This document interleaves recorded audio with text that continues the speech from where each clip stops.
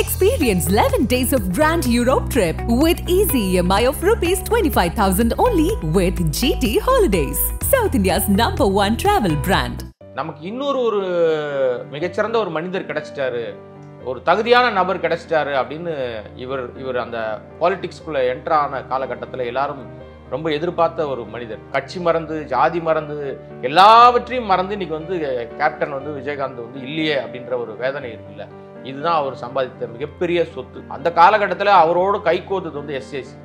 விஜயகாந்தனுடைய வாழ்க்கையிலேயே திரையுலகத்தில் மிகப்பெரிய பேஸ் போட்டு அவரை ஒரு மிகப்பெரிய நடிகராக மாற்றின மிகப்பெரிய பெருமை எஸ்எஸ்சி அவர்களுக்கு தான் சேரும். விஜயனுடைய வாழ்க்கையில் இன்னைக்கு 500 கோடி ரூபாய் சம்பளம் வாங்குறாரு. 500 கோடி 600 கோடி அவருக்கு பெரிய பிசினஸ் இருக்கு, மிகப்பெரிய மரியாதை அவருக்கு வந்திருக்குல்ல. இதற்கெல்லாம் அடித்தளம் விதித்தது நம்ம விஜயகாந்த் அவர். அதை மறுக்கவே முடியாது. பாமக தான் அவர் பயங்கரமா அரசியல் ரீதியாக ரொம்ப டார்ச்சர் பண்ணிட்டு இருக்கு. விருதுகிரி படத்தில் ஆரம்பிச்சு ராஜ்யம் அப்படின்னு ஏகப்பட்ட பிரச்சனைகள் உண்டாயிட்டு இருக்கு. அரசியல் அதிகாரம்ன்றது வேற, மக்கள் அதிகாரம்ன்றது வேற.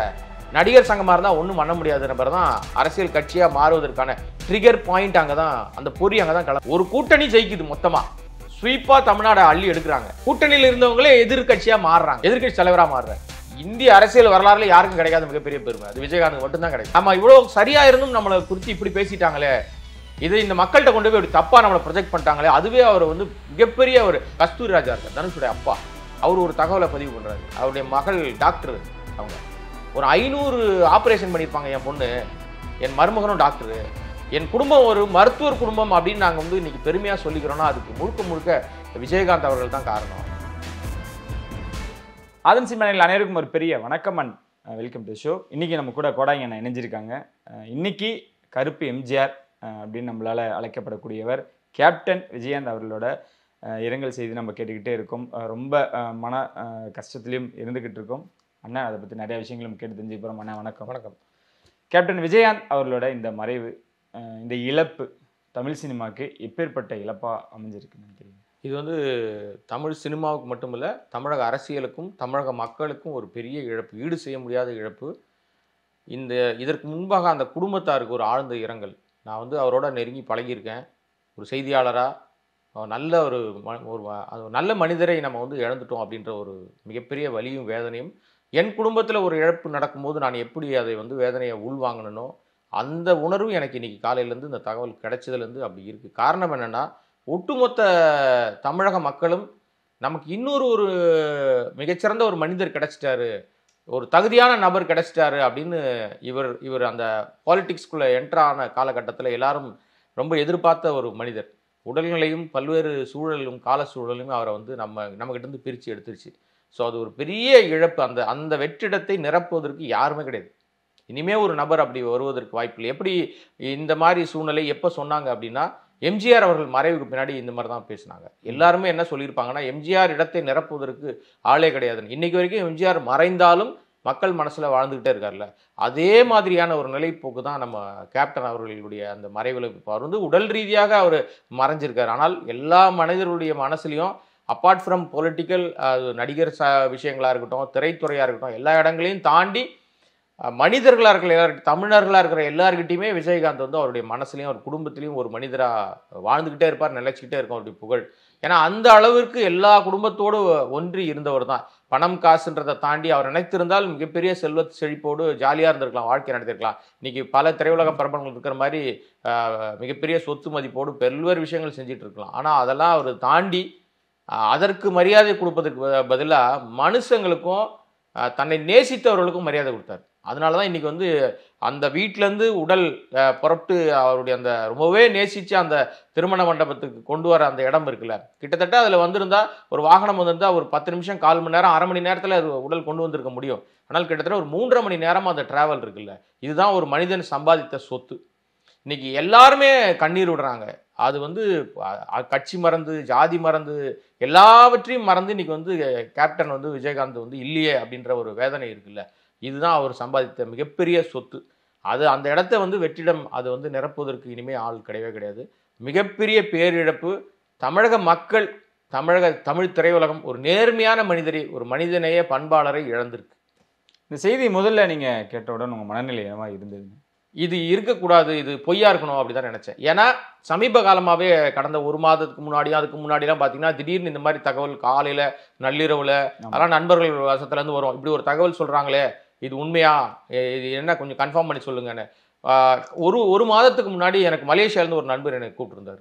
நள்ளிரவில் கூப்பிட்றாரு, அண்ணே இப்படி ஒரு தகவல் வந்து இங்கெல்லாம் பயங்கரமாக காட்டுத்தீயாக போயிட்டு இருக்குன்னா உண்மையானே அப்படின்னு சொல்லி கேட்குறாரு. வாட்ஸ்அப் காலில் வந்துட்டு, ஏன்னா இந்த நேரத்தில் கூப்பிட்றாரு அப்படின்னு சொல்லி, அப்படிலாம் இருக்க வாய்ப்பு இல்லை, நான் வேணா செக் பண்ணிட்டு சொல்கிறேன் அப்படின்னு சொல்லி நான் திரும்ப எனக்கு தெரிந்த நண்பர்கள் வட்டாரத்தெல்லாம் விசாரிக்கும் போது அது பொய், இது மாதிரி ஒரு வதந்தியா அப்படி தான் நினச்சேன். நம்ம அதையெல்லாம் பொய்த்து போன விஷயம் மாதிரி எனக்கு இந்த காலையில் இந்த தகவல் கிடைக்கும்போது, அதிகாலையில் கிடைக்குது இந்த தகவல் கிடைக்கும் போது நான் வந்து இது உண்மையாக இருக்கக்கூடாது, இன்னும் கேப்டன் வந்து மீண்டும் வரணும் அப்படின்னு தான் விரும்பினேன். ஆனால் பெரும்பாலும் பார்த்தீங்கன்னா நாம் நேசிக்கிறவர்கள் எல்லாம் சீக்கிரமாக நம்மளை விட்டு போயிட்டே இருக்காங்க.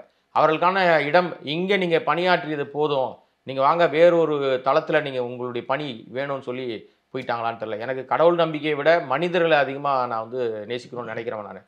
ஆனால் ரொம்ப நேசிக்கிற எல்லாருமே கடந்து போயிடுறாங்க. ஏன்னா வழிகளை உணர்ந்தவன் நான்றதுனால சொல்கிறேன். விஜயகாந்த் அவர்கள் கேப்டனா எப்போ மாறுறாரு, கருப்பு எம்ஜிஆரா எப்படி எல்லாருக்கும் தெரியவும் எல்லாரும் கூப்பிடவும் ஆரம்பிச்சாங்க. விஜயகாந்த் அவர்களோட இந்த பயணம் அப்படின்றது எப்பேற்பட்ட பயணம்? ரொம்ப கரடு முரடான பயணம் தான். ஏன்னா அவர் மாதிரியே அவர் வந்து ஆள் பார்க்க கரடு முரடா இருந்தாலும் ரொம்ப அன்பானவர். இப்ப பலாப்பழம் பார்த்துருப்பீங்க, பலாப்பழத்தை வந்து சொல்லுவாங்க, உதாரணமா சொல்லுவாங்க, அது வந்து வெளியில பார்த்தா பயங்கரமா இருக்கும், ஆனா வந்து நீங்க ஓப்பன் பண்ணி உள்ள பார்த்தீங்கன்னா அதோட சுவை அவ்வளவு டேஸ்டா இருக்கும் அப்படின்னு. அந்த மாதிரியான ஒரு சுவை மிக்க ஒரு மனிதர், பழகுவதற்கு இனிமையானவர் நம்ம கேப்டன் அவர்கள். கேப்டன்ற வார்த்தையை எப்போ வந்தது அப்படின்னா, நீங்க வந்து கேப்டனுக்கு முன் கேப்டனுக்கு பின்னுன்ற மாதிரி பிரிக்கிற மாதிரி ஒரு தமிழ் சினிமாவில் ஒரு மிகப்பெரிய ஒரு அடையாளம். இங்கே இருக்கிற கோலோச்சிக்கிட்டு இருக்கிற பெரிய பெரிய ஜாம்பவான்கள், இன்னைக்கு வந்து சூப்பர் ஸ்டாராக ரஜினிகாந்தாக இருக்கலாம், கமலஹாசனாக இருக்கலாம், இவர்களை தாண்டி பெரிய நடிகர்கள் யாருக்குமே 100வது படம் வெற்றி படமாக அமையவே இல்லை. 25 படம் தோற்று போயிடும், 50வது படம் தோற்று போயிடும், 100வது படம் தோற்று போயிடும். ரஜினிகாந்த் விரும்பி எடுத்த படம் 100வது படம் வந்து நம்ம ராகவேந்திரா, ரொம்பவே அவரே செலவு பண்ணி எடுத்த படம். ஆனால் அந்த படம் அவருக்கு கை கொடுக்கவே இல்லை. ஆனால் 100வது படத்தில் ஒரு புதியவர்களை டீமை வச்சுக்கிட்டு மிகப்பெரிய சக்ஸஸ், ஹியூஜ் வெற்றி அப்படின்னா அது வந்து கேப்டன் பிரபாகரன் தான். ஆக்சுவலாக அந்த காலகட்டத்தில் ஸ்ரீலங்காவில் மிகப்பெரிய ஒரு போர் பிரச்சனைகள் ஓடிக்கிட்டு இருக்கிற டைம். இலங்கைன்னு பேசுறதுக்கே பயந்தாங்க இங்கே, பிரபாகரன் பேர் சொல்லவே பயந்தாங்க இங்கே. அப்புறம் வந்து அது சம்பந்தமான விஷயங்கள், காடுகளில் ஷூட்டிங் பண்ணுறோம், காட்டுக்குள்ளே ஒரு படம் எடுக்கிறோம்னாவே பயந்தாங்க. அப்படிலாம் சொன்னால் நம்மளை வந்து தடாலையோ பொடாலையோ போட்டுருவாங்கன்னு பயந்துக்கிட்டு இருந்த அந்த காலகட்டத்தில் படத்துக்கு பேரே கேப்டன் பிரபாகரன் வைக்கிறார். அப்ப அவருக்கு எந்த அளவிற்கு அந்த உணர்வு ரீதியான ஒரு தமிழர்கள் மீது பற்றும் பாசம் இருந்தா, அந்த விடுதலை போராட்டத்துக்கு இவர் கொடுத்த அந்த மரியாதை மதிப்பு அந்த படத்தினுடைய தலைப்பிலே இருக்கும். என்னதான் இயக்குனர் தலைப்பை முடிவு பண்ணாலும் ஹீரோக்கள் தான் டிசைட் பண்ணுவாங்க, ஓகே இது வச்சுக்கலாம் வச்சுக்க வேணான்ற மாதிரி. அந்த படம் மிகப்பெரிய வெற்றி படமா மாறுது. அந்த படத்திலே பார்த்தீங்கன்னா உங்களுக்கு வந்து நிறைய படம் தொடங்கி கொஞ்சம் நேரம் கழிச்சு தான் அவர் வருவார் படத்துக்குள்ளேயே. எல்லா ஹீரோக்களும் ஃபர்ஸ்ட் ஃப்ரேம்லேயே வந்து உட்காந்துருவாங்க, 70 mm அவங்க மூஞ்சி தான் தெரியும். ஆனால் இவர் வந்து ஸ்பேஸ் கொடுக்குறாரு, கூட நடிக்கிற எல்லாருக்கும் ஸ்பேஸ் கொடுக்குறாரு. அதுக்கப்புறம் தான் அந்த ஒரு 7 ரீல் 8 ரீலுக்கு அப்புறம் தான் இவர் உள்ளே வருவார். வந்த பிறகு அந்த படம் அவ்வளோ மிகப்பெரிய வெற்றி. அந்த படத்தில் 2 விஷயங்களை சொல்லியிருப்பார். 2 பேருமே வந்து எல்லாரும் பார்க்கப்பட்ட ஒரு நபராக இருந்தவங்க தான். பிரபாகரன் அப்படின்னாவே இன்னைக்கு உலகம் முழுக்க எல்லாருக்கும் யார் அவருன்னு தெரியும். ஒரு விடுதலை போராட்டத்துக்காக ஒரு நாட்டை எதிர்த்து அதுக்குள்ளே வந்து அவர் வந்து இனத்திற்காக போராடிக்கிட்டு இருந்த ஒரு மனுஷன். இன்றைக்கும் அவரை வந்து நினைக்காம யாரும் இருக்க முடியாது. இருக்கிறாரா இல்லையா அப்படின்ற மாதிரி. இப்போ கடவுளை சொல்லுவாங்கள்ல, கடவுள் இருக்காரா இல்லையாப்பா அப்படின்னு, அந்த மாதிரி அவர் வந்து இருக்காரா இல்லையானே இன்னைக்கு மிகப்பெரிய கேள்விகளும் விடை தெரியாத கேள்விகளும் ஓடிக்கிட்டே இருக்கு. இன்னொரு நபர் யார் அப்படின்னா சந்தன கடத்தலுடைய வீரப்பன். அன்னைக்கு அந்த காலகட்டத்திலலாம் வீரப்பனை பிடிக்கிறதுக்கு மாயாவி வீரப்பன் தான் தெரியும். வீரப்பனை யாருன்னு தெரியாது, கருப்பா சிவப்பா ஒன்றுமே தெரியாது. அந்த மாதிரி நேரத்தில் அந்த சம்பவத்தை மையப்படுத்தி ஒரு விஷயங்கள் அதுக்குள்ளே ஓடி இருக்கும். இப்படி இதுக்கப்புறம் தான் அவருக்கு கேப்டன் அடைமொழியே வருது. அதுக்கு முன்னாடி அவர் எல்லாரும் ரொம்ப அன்பா விஜய்ன்னு தான் கூடுவாங்க, விஜயகாந்த்னு கூட கூட மாட்டாங்க. விஜய் அவருடைய பேரே, செல்ல பேரே அதுதான், விஜய்ன்னு தான் எல்லாருமே கூடுவாங்க. விஜயகாந்த் வந்து அவருடைய அந்த கேரியர் ஸ்டார்ட் பண்ண காலகட்டத்தில் அவருடைய முதல் படமாக இருக்கட்டும், அவர் பண்ண படங்கள்லாம் சின்ன சின்ன படங்கள் பண்ணிக்கிட்டு இருந்தார், பெருசாக கை கொடுக்கவே இல்லை. அந்த காலகட்டத்தில் அவரோடு கை கோத்தது வந்து எஸ்ஏசிக்கு அப்போ பெருசாக வாய்ப்புகள்லாம் பெருசாக இல்லை, அவரும் ஒன்று பண்ணிக்கிட்டு இருந்தார். 2 பேரும் சேர்ந்த படம் மிகப்பெரிய வெற்றி படமாக மாறிச்சு. விஜயகாந்தனுடைய வாழ்க்கையிலேயே திரையுலகத்தில் மிகப்பெரிய பேஸ் போட்டு அவரை வந்து ஒரு மிகப்பெரிய நடிகராக மாற்றின மிகப்பெரிய பெருமை வந்து எஸ்ஏசி அவர்களுக்கு தான் சேரும். அந்த நன்றி கடனை தன் சாகர காலம் வரைக்கும் விஜயகாந்த் வந்து மறக்கவே இல்லை. அந்த நன்றி மரியாதையோடு எப்போ எஸ்ஐசி வந்தாலும் அவர் முன்னாடி வந்து உட்கார மாட்டார். அப்படி ஒரு பெரிய ஒரு மரியாதை வைத்திருந்தார் விஜயகாந்த் அவர்கள். அந்த விஜயகாந்த் கிட்ட தன் மகனுக்காக ஒரு கட்டத்தில் போய் எஸ்ஐசி அவர்கள் கேட்குறாரு. அது அந்த அந்த அந்த அனுபவமே சுவாரஸ்யமான அனுபவமாக இருக்கும். ஏன்னா ஒரு படம் நடிச்சிட்டாலே நம்ம ஆட்கள் என்ன பண்ணுறாங்கன்னா, ஒரு படம் நடிச்சுட்டு ஹிட் ஆகிடுச்சு வெற்றி பெற்றுட்டாங்கன்னா உடனே அவர்கள்லாம் என்ன பண்ணுவாங்கன்னா, அறிமுக இயக்குநர்களுக்கு வாய்ப்பு தர மாட்டாங்க. யார் ஏற்றி விட்டானது ஏணி எட்டி வச்சுருவாங்க. நம்ம தான் பேரை உயரத்துக்கு போயிட்டோம், இனிமேல் அவன் தேவையே இல்லைன்ற மாதிரி ஒரு எண்ணப்போக்கும் நிலைப்பாடு தான் இங்கே நிலவிக்கிட்டு இருக்கு. அந்த டைமில் வந்து இவரால் எஸ்ஏசியால் வளர்க்கப்பட்ட விஜயகாந்த் பெரிய உயரத்துக்கு போயிட்டார். அவங்க 2 பேரும் தொடர்ந்து படம் பண்ண ஆரம்பித்தாங்க. எல்லா படம் ஹிட்டு, வெற்றி பெரிய லெவலில் போயிட்டு இருக்கு. அந்த நேரத்தில் விஜய் நடிச்சுக்கிட்டு இருக்க படம் ஒன்றுமே செல்ஃப் எடுக்கவே இல்லை, எல்லாம் ஃப்ளாப்பு, பெருசாக ஓடவே இல்லை. அப்போல்லாம் அவர் என்ன சொல்லுவாங்க எல்லாருமே தெரியுமா உங்களுக்கு? நம்ம இவங்க கவர்ச்சி நடிகை சகிலா இருக்காங்க பாருங்க, ஆம்பளை சகிலானா அது விஜய் தான் சொல்லுவாங்க. அப்படி ஒரு அடைமொழி அன்னைக்கு அந்த காலகட்டத்தில் சொல்லப்படுது அவருக்கு. அப்படி இருந்த காலகட்டத்தில் விஜய்க்கு தன்னுடைய மகனுக்கு ஒரு அடையாளம் வேணும். அப்போ அப்படின்னா இன்னைக்கு வளர்ந்து பெரிய லெவலில் வளர்ந்துக்கிட்டு இருக்கிற விஜயகாந்தோடு தன் மகனை வந்து சேர்த்து விட்டோம்னா, அவர் படத்தில் இவர் நடித்தார்னா தன் பையனுக்கு ஒரு பெரிய ஸ்பேஸ் கிடைக்கும் அப்படின்னு அவர் கணக்கு போடுறாரு. இதற்காக சந்திச்சு பேசலாம் அப்படின்னு சொல்லி ஒரு நாள் காலையில் ஃபோன் பண்ணுறாரு. அப்போல்லாம் இப்போ செல்ஃபோன் மாதிரிலாம் அப்போல்லாம் கிடையாது, தொலைவு இதுதான், நீங்கள் லேண்ட்லைன் ஃபோன் தான். அடித்து விஜயகாந்த் அவர்களை சொல்கிறார், இந்த மாதிரி வந்து தம்பி இன்னைக்கு ஃப்ரீயாப்பா உன்னை வந்து பார்க்க வரலாம் அப்படின்னு காலையில் கூப்பிடுறாரு. ஏன்னா இவர் காலையில் ஏஞ்சி எங்கேயா போயிட போகிறாரு, ஷூட்டிங் எங்கேயா போயிட போகிறாரு தெரியலையேன்னு அதிகாலையிலே சொல்லிட்டார். சொல்லிட்டு எஸ்ஐசி அவர்கள் குளிக்க போயிருக்காரு. குளிக்க போன அந்த கேப்பில் இவர் குளிச்சு முடிச்சுட்டு வெளியில் வராரு. இவருடைய வீட்டு அந்த வரவேற்பறையில் விஜயகாந்த் போய் உட்கார்ந்துட்டு இருக்காரு. இவர் சொன்னது, நான் உன்னை பார்க்க வரேன், உன்னுடைய இடத்துக்கு நான் பார்க்க வரேன் அப்படின்னு சொன்னது. ஆனால் நம்ம குருநாதர் என்னை வளர்த்து விட்டவர் கூப்பிட்டுருக்காரு, அவர் ஏதோ ஒரு விஷயம் பேசுறதுக்காக கூப்பிட்டுருக்காரு, அவர் நம்மளை தேடி வரக்கூடாது, அதான் ஒரு மனிதனைய பண்புன்னு நான் சொன்னேன். நேராக அவரை பார்க்க போயிட்டாரு. என்னப்பா நீங்க வந்துட்டேன்னா, இல்லை நீங்கள் ஏதோ கூப்பிட்றீங்க, முக்கியமான விஷயம் என்ன சொல்லுங்க அப்படின்னு தயங்கி தான் அந்த விஷயத்த வந்து எஸ்ஏசி அவர்கள் கேட்டிருக்காரு. நான் வந்து மாதிரி வந்து விஜய் வச்சு நீ உன் படத்தில் அடுத்த படத்தில் விஜய் நம்ம இருந்தால் நல்லா இருக்கும் அப்படின்னு, இதுக்கே அவளை யோசிக்கிறீங்க, வாங்க போகலாம் அப்படின்னு சொல்லி உடனடியாக ஓகே சொல்லி அந்த படம் வந்து பெரிய வெற்றி. விஜயனுடைய வாழ்க்கையில் இன்னைக்கு 500 கோடி ரூபாய் சம்பளம் வாங்குறாரு. 500 கோடி 600 கோடி அவருக்கு வந்து பெரிய பிஸ்னஸ் இருக்கு. அவரே 300 கோடி ரூபாய் சம்பளம் வாங்குறாரு, 200 கோடி சம்பளம் வாங்குறாரு. இன்னைக்கு இந்தியாவிலே மிகப்பெரிய நடிகர் அப்படின்னு பேர்லாம் வந்திருக்கு இல்லையா, மிகப்பெரிய மரியாதை அவருக்கு வந்திருக்கு இல்லை. இதற்கெல்லாம் அடித்தளம் விதித்தது வந்து நம்ம விஜயகாந்த் அவர்கள், அதை மறுக்கவே முடியாது. அவர் புறப்பட்ட இடமும் புறப்பட்ட வேகமும் ஜெட் வேகத்தில் எல்லா அரசியல் கட்சியும் வியந்து பார்க்குற மாதிரி ஒரு இடத்துக்கு தான் போனார். ஆனால் அவர் அந்த உயரத்துக்கு போனவர் வந்து இலக்கை திட்டமிடுற விஷயத்திலையும் அவர் எதை எதிர்த்தாரோ அது அவரோட சேர்ந்ததுனால தான் சிக்கலை சந்தித்தார். என்னன்னா குடும்ப அரசியலை எதிர்த்தார், புரியுது, வாரிசு அரசியலை எதிர்த்தார். ஆனால் அவருடைய கட்சியிலேயே அது குடும்ப அரசியலும் வாரிசுகளும் உள்ள வந்த பிறகு அவரால் சில முடிவுகள் எடுக்க முடியாத தடுமாற்றங்களுக்குள்ள போகும்போது தான் அந்த இலக்கு வந்து குறைய ஆரம்பிச்சது. அந்த இலக்கை அவரால் அடைய முடியாமல் போச்சு. முதல் தேர்தலில் 100% வெற்றி யாருக்கும் கிடைக்காது. எம்ஜிஆருக்கு கட்சி ஆரம்பித்து 6 மாதம் கழிச்சு தான் வராரு. ஆனால் இவர் முதல் தேர்தலே வந்து விருதாச்சலத்தில் ஜெயிக்கிறார். மிகப்பெரிய ஒரு வெற்றி. காரணம் என்னன்னா, எந்த மக்களை வைத்து அவரை வந்து அரசியலுக்கு இழுக்கணும், பிரச்சனை பண்ணணும்னு நினைச்சாங்களோ அந்த மக்கள்கிட்டே போய் நியாயம் கேட்போன்னு போனார். அவர் அரசியலுக்குள்ளே வராருன்னு சொன்னோடனே நான் அரசியல் செய்தியாளராக அப்போ இருக்கிறேன், நாங்களாம் என்ன நினைச்சோன்னா அவர் சொந்த ஒரு மதுரை, ஸோ ஒரு மதுரையிலையோ ஒரு மேலூர்லையோ திண்டுக்கல்லையோ நிற்க போறாரு அவரு, அப்படிதான் நினைச்சோம். நியாயப்படி அவர் வந்து பிளான் பண்ணால் அங்கே தான் போயிருந்துருக்கணும். ஆனால் யாரால் பிரச்சனை அவருக்குன்னா பாமகவால் தான் பிரச்சனை. பாமக தான் அவர் பயங்கரமாக அரசியல் ரீதியாக ரொம்ப டார்ச்சர் பண்ணிட்டு இருந்தது. விருதுகிரி படத்தில் ஆரம்பித்து ராஜ்யம் அப்படின்னு ஏகப்பட்ட பிரச்சனைகள் உண்டாகிட்டு இருக்கு. ஒரு நடிகர் சங்க தலைவராக இருக்கிறோம், நமக்கே அந்த பிரச்சனை இருக்குது. நாடறிந்தவர்கள் நம்ம, உலகம் அறிந்த நடிகர் நம்ம அப்படின்னாலும் நீங்கள் நடிகர் சங்கத்துக்கு தான், ஒரு அமைப்புக்கு தான் தலைவர். ஆனால் அவங்க அரசியல் கட்சி, அரசியல் அதிகாரம்ன்றது வேற, மக்கள் அதிகாரம்ன்றது வேற. நடிகர் சங்கமாக இருந்தால் ஒன்றும் பண்ண முடியாது நம்பர் தான் அரசியல் கட்சியாக மாறுவதற்கான ட்ரிகர் பாயிண்ட் அங்கே தான், அந்த பொறி அங்கே தான் கிளம்புது, அந்த ஃபயர் அங்கே தான் அவருக்கு உருவாகுது. இவ்வளோ பிரச்சனை இருக்கா, அப்போ நாம ஏன் அதுக்குள்ளே வரக்கூடாது அப்படின்னு. கள்ளக்குறிச்சியில் நடந்த ஏஆர் முருகதாசுடைய இப்போ இயக்குனர், பிரபல இயக்குனருடைய திருமணத்தில் தான் முடிவே அறிவிக்கிறாரு, நான் கட்சி ஆரம்பிக்க போகிறேன்னு. ஏன்னா அதுக்கு முன்னாடி கள்ளக்குறிச்சிக்கு போகும்போதே இவருடைய கொடிக்கம்பங்கள்லாம் வெட்டி சாய்க்கப்படுது பாமகவால். காரணம் என்ன அப்படின்னா, பாமக கொடி கலரில் இருக்கிற அந்த மஞ்சளும் சிகப்பும்லாம் இவர் கட்சி கொடியிலையும் இருக்கும். தூரத்துலேருந்து பார்த்தீங்கன்னா அது பாமக கொடியா இந்த கொடியான்னு தெரியாது உங்களுக்கு. ஸோ அது ஒரு பெரிய அவங்களுக்கு பின்னடைவாக இருந்தது. அவங்க என்ன நினைச்சாங்கன்னா, இந்த சமுதாய மக்கள்லாம் நம்ம கட்டுப்பாட்டில் இருக்காங்க, வட மாவட்டமே வந்து பாமக கட்டுப்பாட்டில் இருக்குன்னு அவங்களா நினச்சிக்கிட்டாங்க அந்த டைமில். அந்த டைம்லேயே அந்த மக்கள் என்ன நினைச்சாங்கன்னா, ஓகே இந்த மக்கள் தானே நம்மளை இவங்களை வச்சு தானே நம்மளை வந்து இவங்க இடம் போடுறாங்க அரசியல் கட்சி, அந்த மக்கள்கிட்ட நியாயம் கேட்போம் நம்ம போய்.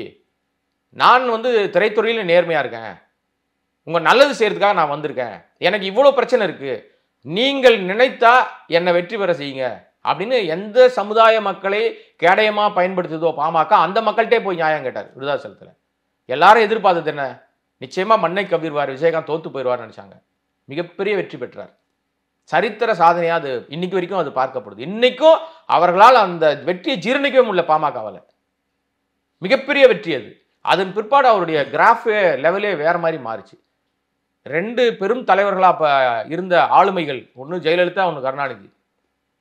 கலைஞர் அவர்களும் எப்பவுமே ஒரு புதுசா ஒரு அரசியல் கட்சி வருது, புதுசா ஒருத்தர் வராரு அப்படின்னா பயங்கரமா வாட்ச் பண்ணிட்டே இருப்பாங்க. ஓகே, உடனே இம்மீடியட்டா டக்குன்னு நம்ம பக்கமா இழுத்துப்போம் அப்படின்னு தான் நினைப்பாங்க.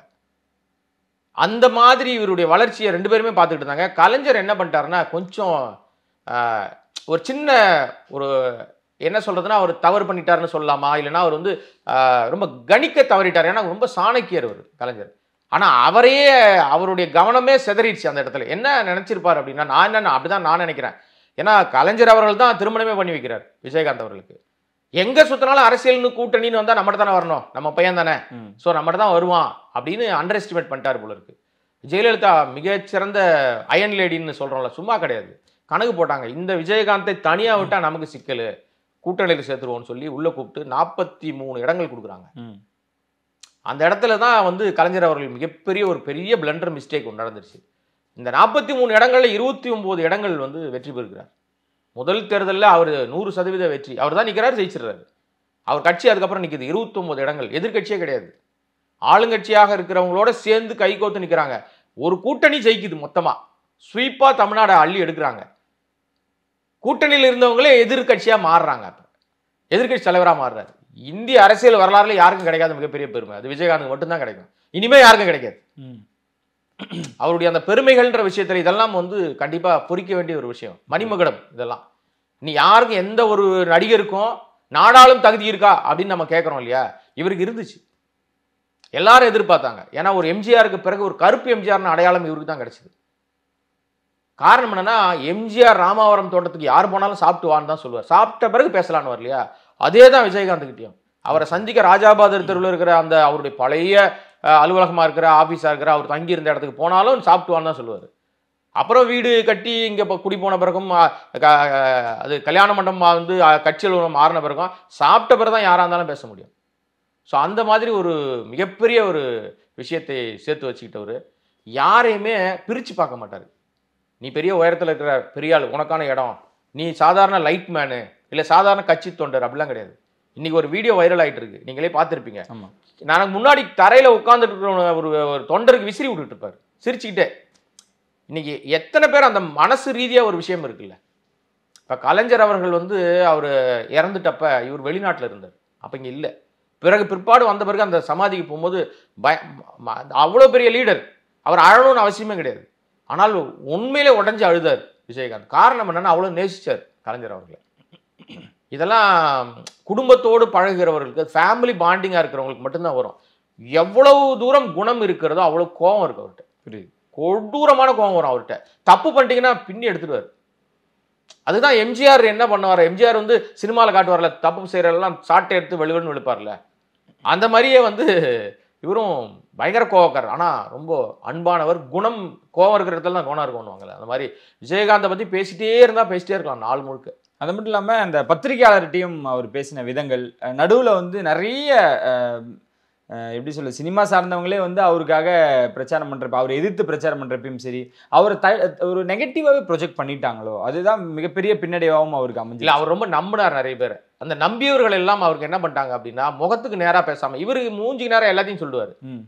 உங்களை பிடிக்கும் அப்படின்னா பிடிக்கும், உங்களை பிடிக்காதுன்னா நீங்கள் ஏன் பிடிக்காதுன்றதையும் சொல்லிடுவார் முகத்துக்கு நேராக. ஆனால் இவரை நம்ப வைத்தவர்களாம் முகத்துக்கு நேராக ஒன்று பேசிட்டு வெளியில் மைக்கில் வேற பேசிட்டாங்க.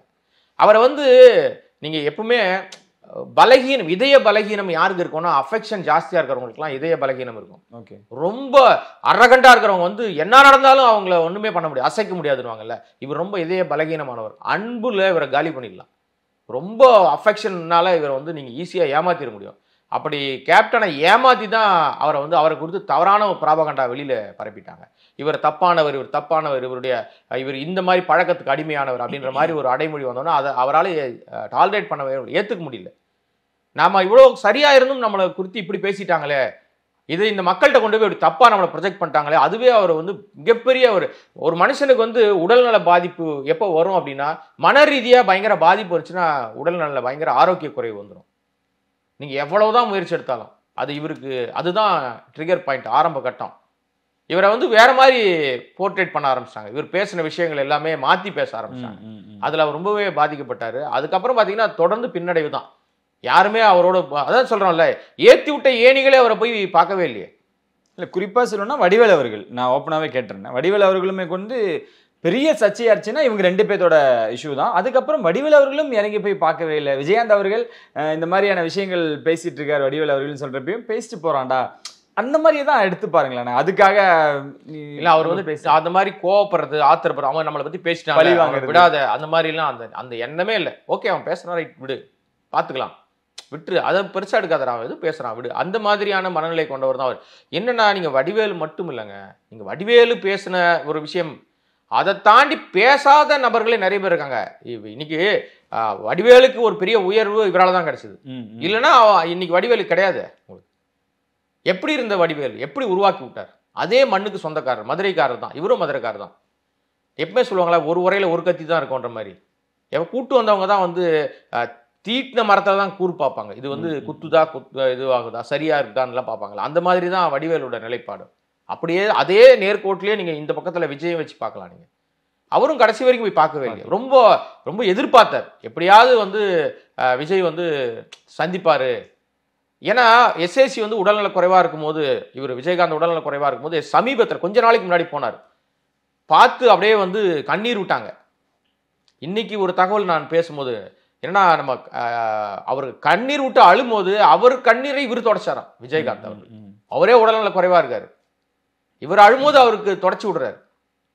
இன்னைக்கு நான் ஒரு சேனல்ல லைவ்ல இருக்கும்போது கஸ்தூரி ராஜா இருக்கார், தனுஷுடைய அப்பா, அவர் ஒரு தகவலை பதிவு பண்றாரு. அவருடைய மகள் டாக்டர், அவங்க ஒரு 500 ஆப்ரேஷன் பண்ணியிருப்பாங்க. என் பொண்ணு, என் மருமகனும் டாக்டரு, என் குடும்பம் ஒரு மருத்துவர் குடும்பம் அப்படின்னு நாங்கள் வந்து இன்னைக்கு பெருமையா சொல்லிக்கிறோம்னா அதுக்கு முழுக்க முழுக்க விஜயகாந்த் அவர்கள் தான் காரணம். எல்லாத்துக்கும் அவர் தான் காரணம். இந்த மிகப்பெரிய புகழுக்கு அவர் தான் சொந்தக்காரர் அப்படின்னு இன்னைக்கு எத்தனை பேர் அப்படி சொல்றாங்க சார்? நாம ஏறி வந்திருக்கோம் அந்த ஏணி மூலமாக அப்படின்னு சொல்றதே இன்னைக்கு கிடையாது, மறுக்கப்படுது இல்லை. எல்லாரும் ஏன் பேசுறாங்க அப்படின்னா அவர் செய்த சேவைகள் தான். அவர் ஒருவேளை அவர் மறைஞ்சிருக்கலாம், ஆனா இந்த தமிழ் சமூகத்துக்கு மத்தியிலையும், தமிழ் உணர்வாளர்கள் மத்தியிலையும், தமிழக மக்கள் மத்தியிலையும் சினிமாவை தாண்டி அவர் புகழ் என்னைக்குமே நிலைச்சிருக்கும். அதுல மாற்று கருத்தே கிடையவே கிடையாது. அவர் வந்து ஏன் கருப்பு எம்ஜிஆர்னு சொல்றோம்னா, எம்ஜிஆர் மறைவும் டிசம்பர் தான் 24 நினைவை நம்ம மறக்கவே முடியாத ஒரு விஷயம். இது 28 ஒரே மாதத்துல எம்ஜிஆரும் கருப்பு எம்ஜிஆரும் நம்ம விட்டு கடந்து போயிட்டாலும் அந்த நினைவுகள் இருக்கும். இது வந்து சாபக்கேடான்னு தெரியல, இந்த டிசம்பர் சுனாமியும் டிசம்பர்ல தான் வந்து தமிழக மக்களுக்கு வந்து நிறைய விஷயங்களை நம்ம கிட்ட இருந்து எடுத்துட்டு போயிட்டே இருக்கு. அவரோட மறைவுக்கு அந்த செய்தி கேட்ட உடனே முதல்வர் அவர்கள் வந்தாங்க. அரசு மரியாதையோட விஷயங்கள்லாம் நாங்கள் நடத்தணும் அப்படின்றதும் சொன்னாங்க. தொடர்ந்து எல்லாருமே வந்துட்டு இருந்தாங்க. ரஜினி அவர்கள் படப்பிடிப்பை கேன்சல் பண்ணிட்டு வந்துட்டாங்க. இந்த மாதிரியான விஷயங்கள் நம்ம தொடர்ந்து பார்த்துக்கிட்டே இருக்கோம். இதுதான் விஜயகாந்த் தானே. விஜயகாந்துக்காக இப்போ தமிழ்நாடு மட்டும் இல்லை, எல்லா ஸ்டேட்ல இருந்தும் அங்கங்கிருந்து அவங்களோட இதை வந்து தெரிவிச்சுக்கிட்டே இருக்காங்க, வருத்தத்தை. இன்னும் கேப்டன் நம்ம கூட தான் எப்பவுமே இருக்க போறாரு, அதில் மாற்று கருத்தே கிடையாது. அவர் ரொம்ப நேசிச்ச இடம் வந்து அந்த திருமண மண்டபம். ஓகே, அது கட்சி அலுவலகம் மாறி போச்சு இல்லை, அதில் கை வச்சனால தான் அரசியல் அப்படின்றது ஒன்றே வந்து அது இல்லவே இல்லை. அதுதான் தவறான புரிதல், தவறான ஒரு விஷயமா இருக்கு. அது இல்லவே இல்லை. தெளிவாக நிறைய விஷயத்த நம்ம வந்து மக்கள் வந்து ஒரு தவறாக ப்ரொஜெக்ட் ஆகிட்டே இருக்காங்க. ஓகே, அவர் குறித்ததான விஷயம் வரும்போது எல்லாரும் நினைப்பாங்க திமுக அரசாங்கம் வந்து அந்த கட்டடத்தை இடிச்சிருச்சு, அதனால அவர் ரொம்ப மன உளைச்சல் ஆயிட்டாரு அப்படின்ற விஷயமே கிடையாது. நீங்க நல்லா அப்புறம் எனக்கு அதுதான் ஞாபகம் வருது. கிடையவே கிடையாது. அதுதான் தவறான புரிதல். என்ன விஷயம் அப்படின்னா, இந்த திருமண மண்டபம் அந்த விஷயம் வந்து அந்த கட்டடம் இடிக்கிற விஷயம் இருக்குல்ல, இதுக்கு முன்னாடியே மேம்பாலம் எவ்வளவு அரசியல் கட்சி ஆரம்பிக்கிறதுக்கு முன்னாடியே மேம்பாலம்லாம் அந்த வரைபடம்லாம் தயாரிக்கப்பட்டுச்சு. எப்பவோ அவர் எப்போ கட்சி ஆரம்பிக்கிறார்? 2006க்கு மேலே தான் அவர் விஷயங்கள்லாம் பண்ணார். 3 காலகட்டத்திலேயே அந்த வரைபடங்கள்லாம் தயாரிக்கப்பட்டு திடீர்னுலாம் வரைபடம் போட முடியாது. இது அந்த அப்ரூவல் அந்த விஷயங்கள் எல்லாமே எப்போ முடிந்த ஒரு விஷயம். என்ன இவங்க மேலே ஏன் ஒரு சார்ஜ் உருவாயிருச்சு அப்படின்னா, அப்போ வந்து நெடுஞ்சாலைத்துறை அமைச்சராக இருந்தது வந்து டிஆர் பாலு. அவர் திமுகவை சேர்ந்தவர்.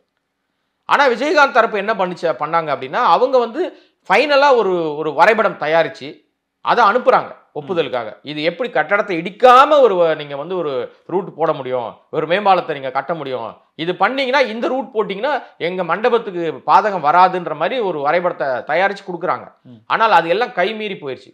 ஏற்கனவே திட்டமிட்டு ஒரு விஷயங்கள் பண்ணி உலக வங்கியினுடைய நிதி உதவியோடு அந்த தங்க நாற்கர திட்டம்னு ஒரு விஷயம் பண்ணாங்க பாருங்க வாஜ்பாய் காலகட்டத்தில். அந்த பீரியட்ல உருவான விஷயங்கள் தான் இதெல்லாம். இதை திடீர்னு எல்லாம் வந்து டிஆர் பாலு வந்து உடனே இந்த ஃபைலை புடுங்கி அங்க வச்சாலும் நட்டுலாம் முடியாது. என்ன விஷயம்னா இது அரசியல் ஆக்கப்பட்டுருச்சு. இவர் வந்து மண்டபம் இடிச்சதுனால கட்சி ஆரம்பிக்கல. நான் தான் திரும்ப திரும்ப சொல்றேன், இவருக்கு வந்து சினிமா துறையில் ஏற்பட்ட பிரச்சனை பாமகவுடைய பெரும்பாலான பிரச்சனை தான் அரசியல் கட்சியாவே மாறுறாரு. அவர் சும்மாலாம் அவர் வந்து வரல. ஏதோ குருவி உட்கார பணம்பழம் விழுந்துச்சுன்னு ஒரு கதை சொல்லுவாங்க. அந்த மாதிரி ஒரு மண்டபம் இடிக்கிற நேரத்தில் இவர் வந்து திமுக வந்து ஆட்சி பொறுப்பில் இருக்கு, அவர் டிஆர் பாலு அந்த துறையினுடைய அமைச்சராக இருக்காரு, ஒரு விஷயங்கள்லாம் பண்றாங்கன்னு பிறகு மிகப்பெரிய ஒரு விஷயமா மாறி போச்சு. ஆனால் அப்படி இருந்தாலும் கலைஞர் மீது ஒரு அளப்பரிய ஒரு மிகப்பெரிய பாசம் வச்சிருந்தாரு, ஒரு பெரிய ஒரு நம்பிக்கை வச்சிருந்தாரு. ஸோ அதனால அதை அரசியலாக்குவது வந்து ஒரு முட்டாள்தனமான அரசியல்வாதிகள் சொல்ற விஷயம் அது. அதை நான் ஏற்றுக்க மாட்டேன் எந்த காலத்திலையும். ஓகே, அவர் இதுக்கு முன்னாடி நொறுங்கி போய் உட்காந்துருக்காருங்களே விஜயகாந்த் அவர்கள். தன்னோட நெருங்கிய நண்பர் இறந்தப்ப கூட பேசவே இல்லைனாலும் அங்க போய் அவரோட அந்த கண்ணீர்லாம் பொய்யலும் போலியும் இல்லை. எந்த காலத்திலையும் அவர் விட்ட கண்ணீர் எப்பவுமே போலியா இருந்தது இல்லை, எனக்கு தெரிஞ்சிருந்ததில்லை. அதான் கலைஞர் சமாதிக்கு போய் அவர் வந்து அந்த கண்ணீர் விட்டார் இல்லையா, அவர் உடல்நல குறைவா இருந்தார். அவர் இறக்கும்போது அவர் இங்க இல்லை, வெளிநாட்டில் இருந்தார். ஆனா வந்த பிறகு அந்த சமாதிக்கு அவர் போயிட்டு அழுத விஷயம் இருக்கு, நிஜமாவே அவருடைய கண்ணீர். அது சும்மா போலியா அழக்கூடிய நபர் அவர் இல்லை. நீங்க ராவுத்தர் அந்த மனிதர் இல்லைன்னா விஜயகாந்த் கிடையாது. கடைசி வரைக்கும் அவரை வந்து மிகப்பெரிய உயரத்துல நண்பனை வந்து ஏற்றி விடுற விஷயத்துல ராவுத்தர் வந்து அப்படி பயங்கரமா பண்ணவர். இன்னொரு விஷயம் நீங்க நல்லா கவனிச்சு பார்த்தீங்கன்னா தெரியும், ஒரு படம் 2 படம் ஜெயிச்சிட்டாலே நடிகர்கள் என்ன பண்றாங்கன்னா ஃபர்ஸ்ட் காப்பி அடிப்படையில் படம் பண்றேன், தயாரிப்பாளர்கிட்ட என்கிட்ட பணம் மொத்தமாக கொடுத்துருங்க, நான் படம் பண்ணி கொடுத்துட்றேன் உங்களுக்கு அப்படின்னு சொல்லி சொந்தமாக பட நிறுவனங்கள் ஆரம்பிச்சுப்பாங்க, பட தயாரிப்பு நிறுவனம். ஆனால் விஜயகாந்த் அப்படி பண்ணதே கிடையாது. எல்லா நேரங்களையும் ஒன்று நண்பனுக்கு பண்ணுவார், இல்லை யாரா புது தயாரிப்பாளர், இல்லை புது இயக்குனர், வா வா பண்ணுவோம் அப்படின்னு சொல்லி போயிட்டே இருப்பார். இதுதான் அவரை இன்னைக்கு வரைக்கும் நம்மளை பேச வைக்குது. அந்த கண்ணீர் வந்து ஒரு பொய்யான கண்ணீரே கிடையாது. அவர் வருத்தப்படுறாரு, நொறுங்கினாரு அப்படின்னா அவருடைய மறைவு, ராவுத்தர் அவர் இல்லை அப்படின்ற ஒரு விஷயம் வருது இல்லை, அப்போ அவர் பயங்கரமா உடைஞ்சு போயிட்டார். காரணம் என்னன்னா அந்த நட்பை மதிக்கிறவர் மட்டும் இல்லை, தன்னுடைய வளர்ச்சிக்கு மிகப்பெரிய அவர் இல்லைன்னா ராவுத்தர் இல்லைன்னா கிடையாது. 2 பேரும் ஒன்னா தானே வராங்க. மதுரையிலேருந்து கிளம்பி வந்து வாய்ப்புகளுக்காக அலையும் போது எல்லாத்தையும் பண்ணவர். முழு நேர பணிவிடை வந்து ராவுத்தர் தானே பண்ணியிருக்காரு. சம்பளம் பேசுறதுல ஆரம்பிச்சு எல்லா விஷயத்தையும் என்ன வேணும் விஜய்க்கு இதை செஞ்சா சரியா வரும், இது பண்ணா கரெக்டா இருக்கும், இந்த சம்பளம் பேசினா அது கரெக்டா இருக்கணும், படிப்படியா அவரை வளர்த்தவர். ஸோ அது மாதிரி வந்து அந்த இடத்துல பொய் கிடையாது, எந்த இடத்துலையும் பொய் இல்லை. கோவப்பட்டாலும் அதுல உண்மை இருக்கும், ஆத்திரப்பட்டாலும் உண்மை இருக்கும், அழுதாலும் வேதனைப்பட்டாலும் உண்மை இருக்கும். ஸோ நடிக்க தெரியாது. நான் தான் சொல்றேன், கேமராக்கு முன்னாடி மட்டும் தான் நம்மால் நடிச்சிருக்காரு. இயல்பா அவர் வந்து அந்த மாதிரி ஒரு மனிதர். நொறுங்கி போன இடம்னா தன்னோட நண்பர் ராவுத்தருடைய மறைவு தான் அவர் பயங்கரமா அப்செட் பண்ணிச்சு. அதுக்கப்புறம் அவர் ரொம்பவே அப்செட் ஆகி நொறுங்கின இடம் என்னன்னா, அவர் தனிப்பட்ட ஒரு விஜயகாந்தை தமிழ்நாடு முழுக்க வேற மாதிரி காமிச்சாங்கல்ல. அரசியல் ரீதியாக அவர் வந்து மது பழக்கத்துக்கு அடிமையானவர் அப்படின்ற மாதிரி ஒரு விஷயம் வரும்போது ரொம்பவே உடஞ்சு போயிட்டார். கூட இருந்த நண்பர்களுக்கு தான் வருத்தப்பட்டிருக்காரு, என்னையா இப்படி இருக்காங்க, எதை சொன்னாலும் அதை வந்து மாத்துறாங்க. ஏன்னா அவர் கோவப்பட்டு பேசினா உடனே வந்து அதை மாதிரி அவர் வந்து மது குடிச்சிட்டு தப்பா பேசுறாரு அப்படின்ற மாதிரி விஷயம். அவர் உடல்நல குறைவாக பேசின விஷயங்கள் கூட தவறாக மாற்றப்பட்டுச்சு. அது ரொம்பவே அவரை ரொம்ப பாதிச்சுது. இதெல்லாம் சேர்ந்துதான் மன ரீதியாக ஒரு மனுஷன் பாதிக்கப்பட்டா உடல் ஆரோக்கியம் ஆட்டோமேட்டிக்காக குறைஞ்சிரும். உடல் ஆரோக்கியம் குறைஞ்சதுக்கு அதுவும் ஒரு காரணம். ஆனா அந்த இடத்துல தான் தமிழ்நாட்டு மக்கள் மேல எனக்கு வருத்தமே இருக்கு. ஒரு நல்ல மனிதரை நாமளே சேர்ந்து எல்லாரும் சேர்ந்து என்னவோ ஒரு சூழலுக்கு ஆளாக்கிட்டோமோ அப்படின்ற மாதிரி. இது மட்டும் தானே எல்லாரும் சொல்லுவாங்க, மண்ணை விட்டு மறந்தாலும் நம்ம மனசை விட்டு மறைய மாட்டாங்கன்னு. அதை கண்டிப்பாக கேப்டன் விஜயகாந்த் அவர்களுக்கு பொருந்தும் அப்படின்னு நம்ம எடுத்துக்கலாம். ரொம்ப நன்றிண்ணே, நிறைய தகவல் எங்களுக்கு